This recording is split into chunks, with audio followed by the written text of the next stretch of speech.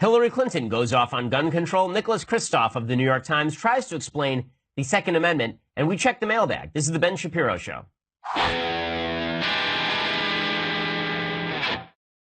All right, we have a lot to get to here today. We have a particularly full segment of mailbaggery today. A lot of people have written in the mail, and they want their questions answered. And since it is our first week on syndicated radio, we are going to have a lot of opportunity to explore a broader than normal mailbag. But first, I want to say thank you to our sponsors over at Bit IRA. So, you've heard all the stuff about millionaire next door and the Bitcoin millionaire next door. But here's the thing. Okay, cryptocurrency is actually a good investment, or at least it can be a good investment. George Gilder, who's one of my economic mentors, a guy who I really believe when he talks about economics, says Bitcoin is the perfect libertarian solution to the money enigma. Now, what you've heard about Bitcoin has been about the volatility, or maybe you've heard about the enormous amounts of money people are making in it. But what Bitcoin really is like gold or silver. It is an asset that the government cannot control and cannot touch. And if you put your money in it, is a great hedge against inflation and government interventionism. And because Bitcoin is still growing, it could also be a very good investment. If you put your money in and more people buy into Bitcoin, then the Bitcoin prices go up because Bitcoin is based on a limited supply.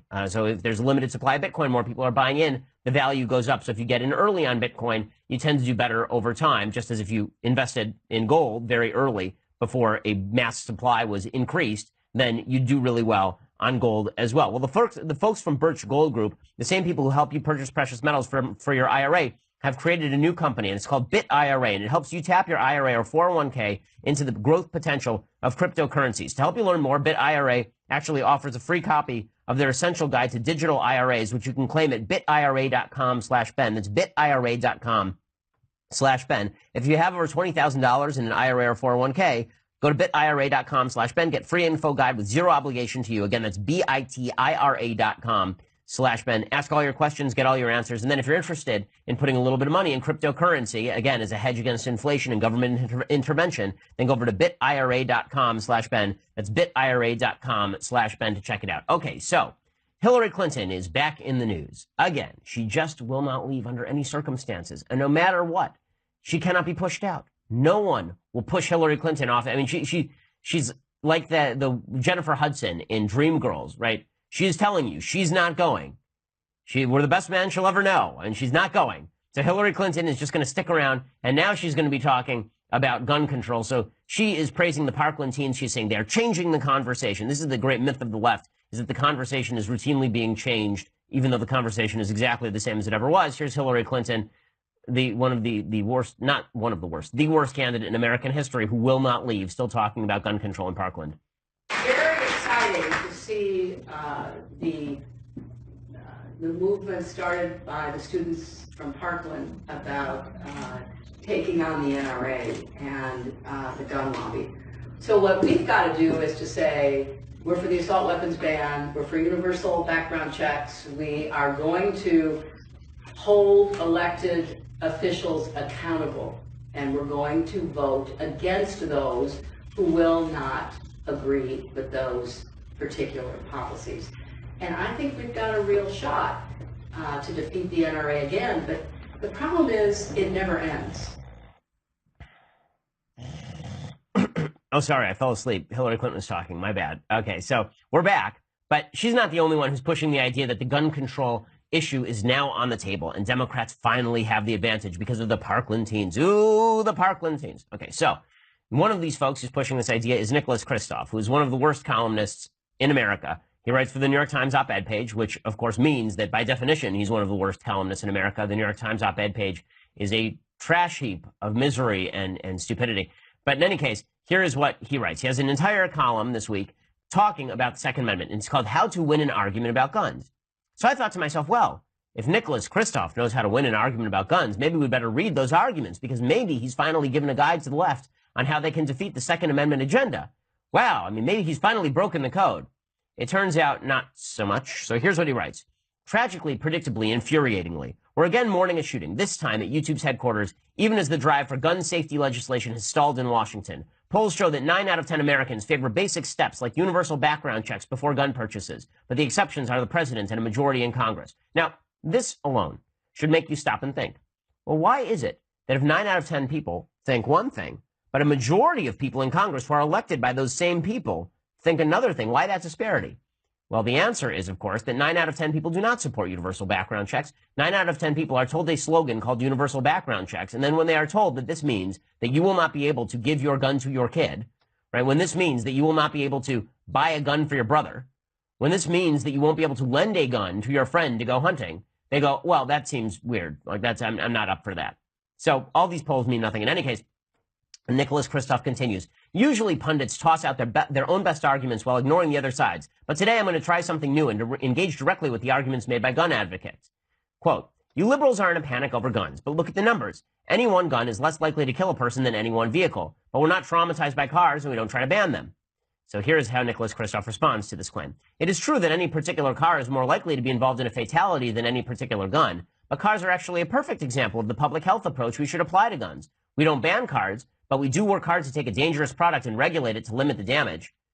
There are already federal background checks on guns. You cannot own a machine gun. States across the country have gun legislation that restricts magazine size. I was recently at a gun shop in California, and in California, if you buy a rifle, you cannot actually have a replaceable magazine. You literally have to unscrew every magazine that you use. You use a magazine, you use the limit, you have to unscrew the magazine. You have to take out a screwdriver and release the magazine before putting in a new magazine and re-screwing it in. Okay, so these gun laws exist all over the United States, and Kristof apparently doesn't know that. He says, we do that through seatbelts and airbags with cars, through speed limits and highway barriers, through driver's licenses and insurance requirements, through crackdowns on drunken driving and texting while driving. I once calculated that since 1921, we have reduced the auto fatality rate per 100 million miles driven by 95%. Sure, we could have just said that cars don't kill people, people kill people, or we could have said it's pointless to regulate cars because then bicyclists will just run each other down. Instead, we relied on evidence and data to reduce the carnage from cars. Why isn't that a model for guns? Well, here's the part that's hilarious about this entire argument that he's now proclaiming. He's saying that we've done a great job with cars, except that cars still kill more people than guns, right? So how does that follow?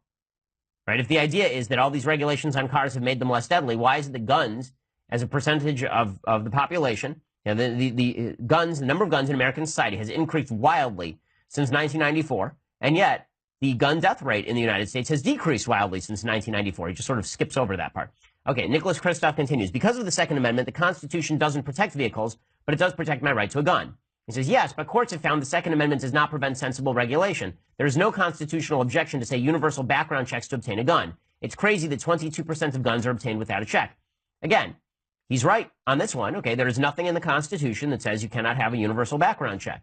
It is also politically unpalatable because a lot of people don't want a universal background check. And then he says, whoa.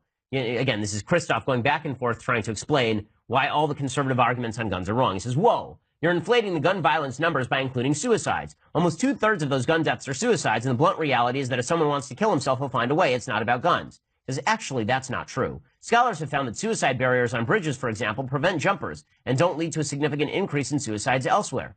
Okay, first of all, there are like 5 jumpers in the United States. Okay, the number of people who die by jumping off bridges in the United States every year is really, really low, so that's not a great sample size. And he says, likewise, almost half of suicides in Britain used to be by asphyxiating oneself with gas from the oven. When Britain switched to a less lethal oven gas, the suicides by oven plummeted, and there was little substitution by other methods. So it is about guns. Well, no, that's like saying that suicide was about ovens in Britain. Okay, suicide is much more common on a per capita basis in many countries in Europe than it is in the United States, where guns are not nearly as prevalent. The suicide rates in Japan continue to be quite high, for example, and guns are essentially forbidden in that society. The evidence on to pretend that guns are the cause of suicide is just inane. Okay, suicide is something social scientists have been studying for nigh on 200 years, right? Really since Comte. And they're still waiting to figure out exactly how this functions. People don't understand why people commit suicide. There's no good one answer to it. To suggest it's all about the guns is just dumb. He says, no, it's more about our violent culture. The Swiss and Israelis have large numbers of firearms, and they don't have our levels of gun violence. He says, yes, there's something to that. America has underlying social problems, and we need to address them with smarter economic and social policies. But we magnify the toll when we make it easy for troubled people to explode with AR-15s rather than with pocket knives. Well, there's not a lot of evidence to that, and that doesn't rebut the supposition, which is that a good person with a gun stops a bad person with a gun, and if a bad person gets a hold of a gun, you don't want to be armed with a pocket knife. In fact, gun violence rates vary widely across American society, and if we're really looking to save lives, maybe we should stop with the gun confiscation rhetoric and start talking instead about how exactly we should stop all of these underlying social problems that are causing the crime in the first place. And finally, Nicholas Kristof writes, you liberals freak out about guns. If you have a swimming pool or a bathtub, that's more dangerous to neighborhood kids than a gun is. Kids under age 14 are much more likely to die from drowning than from firearms. So why this crusade against guns, but not against bathtubs and pools? So here's Kristof's response. Your numbers are basically right, but only because young children routinely swim and take baths, but don't regularly encounter firearms. Right, because the vast majority of people with firearms lock them up. There are 300 million firearms in the United States. There are 100 million gun owners in the United States. My guess is that there are fewer pools than that in all of the United States, because 300 million pools would be a lot of pools in the United States. I don't think there are that many pools in the United States. Okay, so he says, look at the picture of the population as a whole. Overall, 3,600 Americans drown each year, while 36,000 die from guns. Yes, including suicides. There's one more reason to be talking more about gun safety than about pool safety. Well, no, that's more of a reason to be talking about why guns should stay away from kids, and why, again, so apparently we're not allowed to talk about deaths from cars because something, and we shouldn't talk about deaths from pools because gun deaths are more common than pool deaths, even though if we talk about guns in pools, then we come up with the conclusion that pools are more dangerous to children than guns. None of this makes any sense. Finally, he says, note that a backyard pool isn't going to be used to mug a neighbor or to invade a nearby school. Schools don't have drills for an active pool situation. Okay, that's an emotional argument, not really a logical one. He said, while some 200,000 guns are stolen each year, it's more difficult to steal a pool and use it for a violent purpose. Okay, so now he's calling for a full-scale gun confiscation and then telling us why we shouldn't worry about that. Okay, so again, Nicholas Kristof defeating his own arguments. Well done there, Nicholas Kristof. Just strong stuff from the New York Times columnist. David French has an excellent column on all of this. And he points out that all of the straw man that Nicholas Kristof erects here do not even withstand Nicholas Kristof's attempt to undercut those arguments. That the arguments that he props up there are actually stronger than his counter arguments. French says Kristof won't win his argument because he can't. We've proven we can decrease crime while we protect the Second Amendment and expand access to guns. We know we can reduce suicides without restricting any person's right to self-defense. We know we have fewer suicides than many other developed countries, even as we have more guns. Moreover, we know that various so-called common-sense gun control measures wouldn't have prevented a single recent shooting.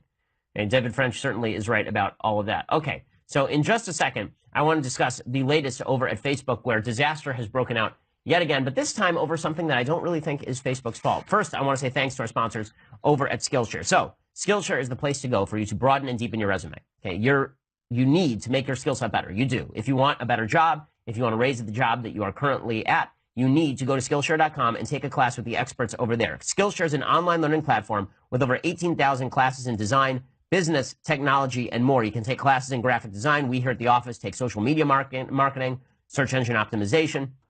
They have classes on just about everything. They're a lifelong learning tool, and it is just great. I mean, I've even taken a class on watercolors just for the fun of it from Skillshare. Join the millions of students already learning on Skillshare today, and we have a special offer just for my listeners. You get 2 months of Skillshare for just 99 cents. So Skillshare is offering Ben Shapiro Show listeners 2 months of unlimited access to over 18,000 classes for just 99 cents. To sign up, go to Skillshare.com/Shapiro. That's Skillshare.com/Shapiro to start your 2 months now. That's Skillshare.com/Shapiro. Again, you get 99 cents, 2 months of Skillshare. It's really a great service, and there's a reason that we have all of our employees take Skillshare classes. You should too. You want a better job? You want to get paid more? This is the way to do it. Skillshare.com/Shapiro also lets them know that we sent you. Okay, so meanwhile, Facebook has gotten itself into some hot water. Why? Because on Wednesday, they said that most of its users who had a specific search function enabled had their profile scraped by third parties. Zuckerberg said on a call with reporters, quote, we've seen some scraping. Scraping is where companies go into Facebook and they look at your public profile and then they take all the information off of it so that they can data mine on you. He says, I would assume if you had that setting turned on that someone at some point has access to your public information in some way. The setting he's referring to is one where users let other users search for them by email address or phone number rather than just by name. So their chief technology officer, Mike Schropfer, said most Facebook users could have had their public profile scraped. He said, quote, until today, people could enter another person's phone number or email address into Facebook's search to help find them. This has been especially useful for finding your friends in languages which take more effort to type out a full name or where many people have the same name. In Bangladesh, for example, this feature makes up 7% of all searches. However, malicious actors have also abused these features to scrape public profile information by submitting phone numbers or email addresses they already have through search and account recovery. And given the scale and sophistication of the activity we've seen, we believe most people on Facebook could have had their public profile scraped in this way. So a lot of people are very upset about this because, oh, Cambridge Analytica was scraping public information and using it in order to cross-tabulate with political preference. And now other companies are doing this. Guys, the internet is not private. If you put a profile on Facebook, other people can see it. That is the purpose of it. If you think marketing companies are not taking advantage of that, you don't know anything about social media. So this one is not on Facebook. What is on Facebook is that they have lost the trust of the American people because Facebook has not been transparent about what exactly their purpose is, about what it is that they do. Are they a social media platform where you interact with friends and pick people you want to follow? Or are they a publisher that decides what you see? If they're going to act like this kind of panopticon company that is going to expose all of your information to various sites and then also going to dictate what it is that you see, then you feel a little more boxed in than if we say, listen, you have a profile, you put it up there, it is what it is. If people take it and use it, that's their problem. But at least you get to see what you see and interact how you want to interact. You know, Facebook has some real problems along all of these lines, specifically because they've not been clear about what it is that they do. If they want to be clear about what they do, if they want to be transparent with the people who use Facebook, now is the time. I understand that they don't want to give away proprietary trade secrets, but that's not what we're asking for. All we're asking for is to know, how are you deciding what shows up in my feed? How are you deciding what information is protected? These are not difficult questions. These are questions that should be easy to answer. And if Facebook answers those questions, I think that consumers at that point can make an informed decision. Okay, so now I want to talk a little bit about the latest on the Stormy Daniels scandal. Ooh, Stormy Daniels. So the left is obsessed with the Stormy Daniels story because Stormy Daniels is a porn actress who has been in many a massive masterpiece, including The Witches of Breastwick, an actual film in which Stormy Daniels starred. I'm not kidding. And she also obviously had an affair with the President of the United States. All the talk about Trump denying that, like, come on. Does anyone really believe President Trump on that? Probably not, because it's just not particularly believable. But one of the things the media have done with Stormy Daniels is they have made her out to be a victim. They've said that this porn star who had an affair with the President of the United States before he was president, knowing he was married, in an attempt to get him to put her on Celebrity Apprentice, and then took $130,000 to shut up about it before the election. Now she's some sort of great victim, and she's really a hero, Stormy Daniels. You know, she's really coming out with information that the public needs to know. Now, I'm not saying that Trump is innocent in all of this. He's not. He bribed a woman to shut up about an affair that he had while he was married. That's disgusting. Okay, plus, I mean, having sex with Stormy Daniels is not exactly virgin territory. Okay, but in any case, you know, when President Trump, you know, insists that he is completely innocent in all of this, no, he's not innocent in all of this. Having your lawyer pay people off to shut up about affairs is gross behavior. Is it illegal? Maybe, maybe not. Probably not. Is it a campaign finance violation? Probably not. Which means that I think it raises moral questions about the president, but those moral questions have been in offing for something like 40 years at this point. I mean, there's nothing new under the sun here, and there's nothing new under Stormy Daniels' moon, apparently. So, you know, this idea that the president has somehow violated the trust of his own base, like everybody knew that this is what Trump was when they elected him. Come on. Melania was wife number 3, okay? This is not like, wow, this guy is just he's a paragon of moral rectitude. And so why exactly is the media obsessed with this? Because they think this is going to take down Trump. And they've painted Stormy Daniels as some sort of victimized figure by President Trump. Well, all of that sort of exploded on the Democrats yesterday because Stormy Daniels, her lawyer, Michael Avenatti, was interviewed by Megyn Kelly. Megyn Kelly is a fantastic interviewer. She's a great prosecutor, right? This is what she is best at, right? The stuff that she's best at, I think she's okay at all of the kind of morning show host kind of stuff. But the stuff that Megyn just dominates at, that she's terrific at, is when she asks hard questions to people. She was great at this on Fox News, and she just grilled Michael Avenatti last night, and it was brutal. Why would Stormy Daniels be leading the charge on whether that payment violated the election law? Because, I mean, this is the honest to God truth.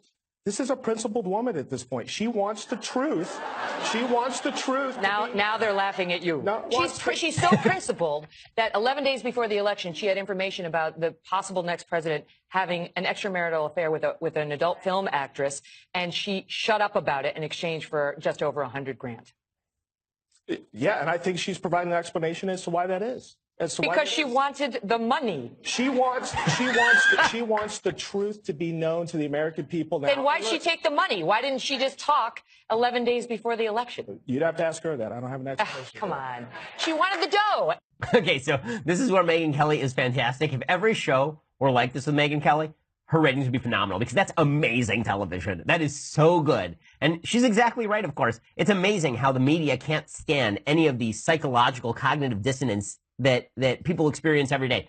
In order for them to say that Trump did something bad here, they have to say that Stormy Daniels is some sort of heroine. Stormy Daniels is kind of gross, okay? This is a woman who had an affair with a married man in order to get on a television show and then took a bunch of money to shut up about it before the election, and now she knows she will make more money if she doesn't take that money. So the best part of this was Megyn Kelly actually asked Michael Avenatti, listen, if she didn't want the money, then why is it still in her bank account? Like, she could just give the money back, right? That could be a thing that would actually happen. And that is not what happened, right? I mean, so she did not actually give the money back, obviously, and the impact of that is that she shut up for the duration of the election. Pretty amazing stuff. So good for Megyn Kelly for finally asking some questions. It just shows the desperation of the left that they've tried to make some sort of martyr out of Stormy Daniels, who's anything but a martyr. Anything but a martyr. Amazing, amazing stuff. Again, I want more of this from Megyn Kelly. I would watch this show every day. Like this right here, I would watch that every day. I would just replay that clip over and over because Megyn Kelly shellacking Michael Avenatti is something that is long overdue and demonstrates really the lack of objective media experience on the part of the media, right? The media say they're objective, they're not. If they're really objective, they all would have been asking Michael Avenatti these questions weeks ago. But it took Megyn Kelly to ask it on a morning show on NBC News in order for them to be asked. Okay, so now it is time for some mailbag, correct? Is it mailbag time? Yeah, let's do some mailbag. All right, so we have some really good mailbaggery today. So you all have sent us some great questions, and I want to take some time with them. So we begin today's mailbag with an email from George. George is a young guy who apparently lives in Sacramento, and he writes this. Hi, Ben. I'm the guy in the Al Jazeera Plus video that went viral over the weekend in connection with the Stephon Clark protests. I was wondering if there was any suggestion you could give me on how best to respond. I'm an avid fan and subscriber. Okay, so here is what the video looked like. Here's what the video sounded like. And I will explain to you what exactly is happening in the video. I'm looking at it as we do the show, and now I'm going to explain to you what's in it so that you can actually hear what's going on. So what it looks like is a young white guy is in a BMW. He pulls up to a route that has been blocked off by protesters. These protesters are protesting after the death of Stephon Clark, who's a black guy who was shot to death under what would be extraordinarily refuted circumstances in Sacramento. The police were chasing apparently a black suspect through a neighborhood. They ended up in this guy's backyard. This guy was just out back on his cell phone, and they shot him to death for no reason. It's an amazing, amazing story, and really a travesty, and demonstrates lack of police training and how bad things can get when you're in a crime-ridden neighborhood, and the cops responsible are definitely going to spend some time in jail, I think, and certainly for police malfeasance. But in any case, these protesters have blocked off the intersection, and the person who wrote me this letter, George, he steps out of his BMW to talk with the protesters because he's just standing there and they're blocking traffic. And here's what it sounds like.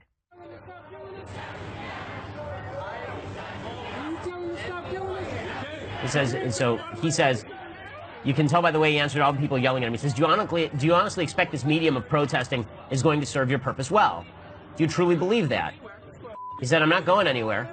And then they're all yelling at him, You're crazy. We're not going anywhere. This bleep crazy. You can't go nowhere, man. And then he says, I don't at all dispute or invalidate or devalue anything you're trying to do. And then a guy yells at him, if your brother got killed, then you'd be saying different. He says, my brother did get killed. Okay, and the other guy says, the other guy says, well, if you were shot by police for no reason, then it would be something different. He says, you have every right to voice what you're doing. But what I'm getting at is you have sidewalks. Right? And they're yelling at him and they're screaming at him and they're saying that he's a terrible person. He's saying, I can't speak, right? You're not even letting me talk and make my argument. And they all start talking about how he's a racist. Yeah, they're saying, you shaking. Come on, bro. Just hop in your sweet car. And people are telling the media not to pay attention to any of this. So this went viral, and Al Jazeera says, was this a meaningful conversation, or was this guy just trying to exercise his white privilege to get home? Okay, so let me start by asking a question. Is it a white privilege to get home? Is that a thing now? Like, why is it a white privilege to get home? I wasn't aware that it was a racial thing if you want to get home. Like, seriously. I don't understand why that has anything to do with white privilege. So the argument here is apparently that he is a racist for even objecting to the streets being stopped, presumably without a permit. Because if there had been a permit, there would have been street signs directing people around the protest. But instead, he gets stuck at this intersection, and the idea is that everybody is supposed to just deal with it. Okay, so, George, here's what I would say. You did nothing wrong here. I think that, there's an attempt to do a race-based class war on the part of the left based on this video. They're trying to say that because you're white and because you're driving a BMW, this means that your argument is no longer valid. But your argument is valid. If you're a Hispanic guy driving a Honda Civic, your argument would be just as valid. You want to get home. Why are people blocking the public thoroughfare? And there's nothing wrong with you asking that question. By the way, it is also true that what you are arguing, that you actually agree with the protesters, right? And that you want them to do something more effective for their cause. The data back you up. Okay, the data show that there's polling data that shows this from the Atlantic. And what it shows is that if you block traffic, people are less likely to listen to your message. People are more likely, in fact, to think that you're a jerk who's blocking traffic. So what you were doing there was attempting to say to these folks, listen, I'm on your side, and this isn't just about me getting home. If you actually want to do something effective that raises sympathy levels, then go get a permit and then protest, because no one's stopping you from protesting. We just don't want you shutting down traffic in the middle of rush hour so you can't get home. There's nothing unreasonable about that. And by the way, it is worth noting that when people say, well, Martin Luther King, he shut down highways. Yes, there was a federal court order that was issued that allowed the Selma March to happen.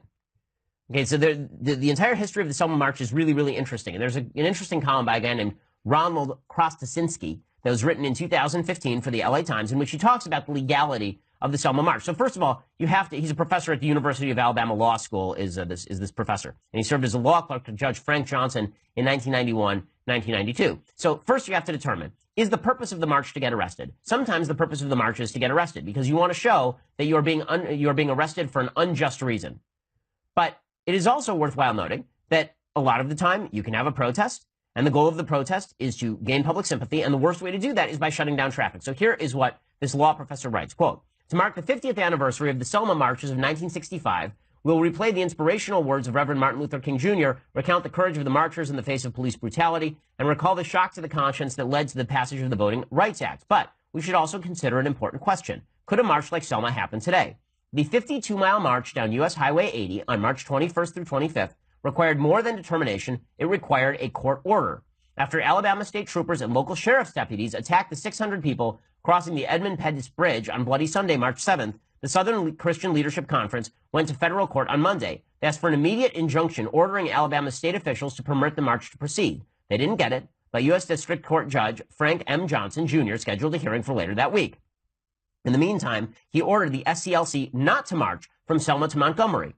King was under tremendous pressure to proceed, even if doing so might land him in contempt of court. In the end, what did King do? He respected the court's order, and so on Tuesday, marchers crossed the Edmund Pettus Bridge, but then returned to Selma. After a 4-day hearing, Johnson held the march could proceed, and then they were protected by federal troops all the way. Okay, so King abided by the law because he understood. He understood that he didn't want the scene of people being beaten, presumably for breaking law. Instead, what he wanted was if people were going to be attacked, he wanted them to be attacked while abiding by the law. Right? The whole goal of King's March here was to demonstrate that people could abide by the law and still be treated unequally. That was the whole point. So the question here is, number one, what are these people protesting? Are they protesting police brutality? Are they protesting for new police procedures? That's one thing. If they are protesting, however, the idea that the police are generally racist or that America is generally racist, and then they're going to shut down traffic to do it, I do not understand the logic of that. So, George, your question was, how should you best respond? I think that you should write all of this. I think that you should write a letter, an open letter, saying, here is why I was talking to the protesters. I was trying to help them. It wasn't just about me getting home. I was trying to recommend that they pick a better way of doing this so that their message is better heard and more concerted, and then I can join them because I'd like to stand out there and march with them, but I can't march with them when I'm stuck in my car. I can't just leave my car there, right? So what I would like is a scheduled march at a legal time and place that I can join, because that will also be the most effective, with a message that I can join in too. Not saying the police are systematically racist and systemically racist without evidence, but saying that the police need new procedures, that we need to figure out how best to educate cops, that these sorts of mistakes don't happen in the U.S. military. When they do, they very often end with a court-martial. So, again, the real travesty in that video is nothing that was done or said by you, George. The real travesty is the people who are standing there shouting at you that you're a racist because you're asking a serious question, and the people who are on Al Jazeera claiming that it's white privilege for you to even ask the question. As though a white person couldn't march with black people. There were white people who were marching with MLK in Selma. And I'm sure that there are white people who will march on behalf of Stephon Clark, as they should, because that shooting is egregious. Okay. Other questions from the mailbag. Sarah says, hi, Ben. Has there ever been a time in history the Democrats were actually a good party? I can't say that Republicans are great right now, but we do carry the moniker Party of Lincoln as well as a few others. Does the Democratic Party have a highlight like that we as conservatives can look back at and say, oh, why don't they go back to being like that? Also, are there any books that give a balanced history about the history of both parties you might recommend? Thanks for being awesome. Well, Sarah, I appreciate it, and you're welcome for being awesome. But here's the answer about the parties. It's very difficult for me to say that the parties overall are great or bad. There are certain policies that parties have embraced in the past that are very good. So the Democratic Party, for example, did embrace the civil rights movement. They did it a little bit late, but they did it. Right? The Democratic Party did embrace tax cuts under JFK, for example. They were cold warriors under JFK, although not to the same extent as some Republicans. FDR's, the way that he operated World War II, with the exception of Japanese internment, was great. So Democrats have done great things in the past, and to ignore that would be to ignore history. But to say that the Democratic Party was ever great as a whole, I have a problem with that, just like I don't think the Republican Party was ever that great as a whole. I think there have been things in the Republican Party that have been great. I would say that radical Reconstruction Republicans were great. I would say that Lincoln was great. I would say Reagan was great. But there have been times that the Republican Party has backed some really pretty stupid policy. There was a time when the typical country club Republican was considered a guy who wouldn't open his golf club to Jews. So what I would suggest is, instead of following party banners and saying, that the Democrats were always great or the Republicans were always great, you can say, here are good people. Now, which party best represents those causes and people now? That's the more important thing. I don't think the labels matter nearly as much as people seem to think that they do. Okay, well, I have more of these questions that I want to answer, but first you're going to have to go over to dailywire.com. For $9.99 a month, you can get a subscription to dailywire.com. When you do, you get the rest of my show live, you get the rest of Klavan's show live, you get the rest of the Michael Knowles show live. Plus, there's an episode of The Conversation coming up on Tuesday. Andrew Klavan will be answering all of your questions live, like as in you go on Daily Wire. And if you're a subscriber, you type questions into the chat box and he'll answer your questions. Anyone can watch at YouTube or at Facebook or on our website, but you can only watch on our website and ask questions if you go to dailywire.com and become a subscriber. It's $9.99 a month for $99 a year. You also get the magical leftist tiers, hot or cold tumbler, so better price, and you get the mug. So check that out. We are the largest, fastest growing conservative podcast in the nation.